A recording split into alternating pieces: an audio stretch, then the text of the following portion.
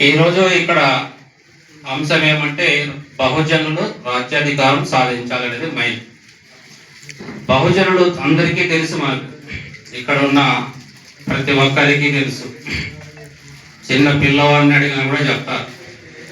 మనకు స్వాతంత్రం వచ్చి 79 సంవత్సరాలలో మనకు జరుగుతున్నటువంటి అన్యాయాలు కానీ, మనల్ని ఏ విధంగా బానిసలుగా వాడుకుంటా ఉన్నారో, మన ఓట్లను ఏ విధంగా వాళ్ళు మ్యానిపులేట్ చేసి మన సామాజిక వర్గాలను వాడుకొని ఈరోజు వాళ్ళు రాజ్యాధికారం చేపట్టి ఈ రాష్ట్రంలో ఈరోజు దాదాపు అగ్ర కులాలు కాదు అంటున్నారు, కానీ ఆధిపత్య కులాలు అయితే మాత్రం రెడ్డి, కమ్మ, కాపు అనేది మాత్రం అది స్పష్టం.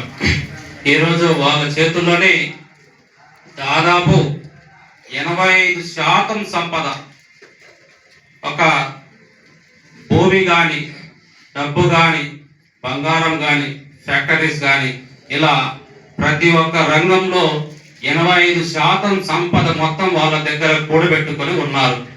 అటువంటి సందర్భంలో ఎస్సీ, ఎస్టీ, బీసీ, మైనార్టీలైన మనము వాళ్ళను ఎదిరించి ఒక రాజ్యాధికారంలో రావాలంటే ఇది ఆషామాష విషయం కాదనే విషయాన్ని కూడా ఈ సందర్భంగా తెలియజేస్తా ఉన్నాం. మనము బహుజనులందరం కూడా కలిసి ఈరోజు ఆంధ్రప్రదేశ్ రాష్ట్రంలో రాజ్యాధికారంలోకి రావాలంటే మాత్రం అది ఒక పెద్ద యుద్ధం చేయాల్సిన పరిస్థితి ఉంటుంది.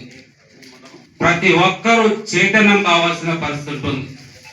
ప్రతి ఒక్కరూ చైతన్యమై ఈ బహుజన రాజ్యాధికార జేఏసీ అనేది కరుడు గట్టిన జేఏసీ నాయకులు ఉండాల, అమ్ముడు పోయే నాయకులు కాదు. జేఏసీ బహుజన కరుడు గట్టిన బహుజన నాయకులు ఉండి వాళ్ళ ఆధ్వర్యంలో ఈ రాష్ట్రంలో ప్రతి ఒక్క బహుజనునికి చైతన్యపరుస్తూ ఈ రాష్ట్రంలో ఒక యుద్ధం చేస్తే తప్పితే ఈ రాష్ట్రంలో ఎస్సీ, ఎస్టీ, బీసీ, మైనార్టీ వర్గాలకు ఈ రాజ్యాధికారం వచ్చే అవకాశమే లేదు. కాబట్టి ఈ ఆరంభం మాత్రమే మంచి కార్యక్రమము.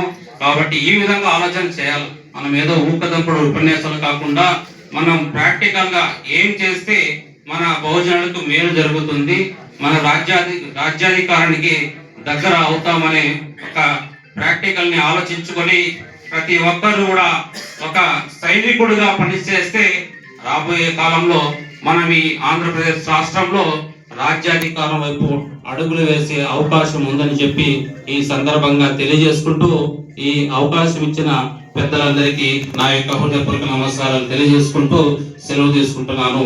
జై సేవలాల్. రాజ్యాధికారం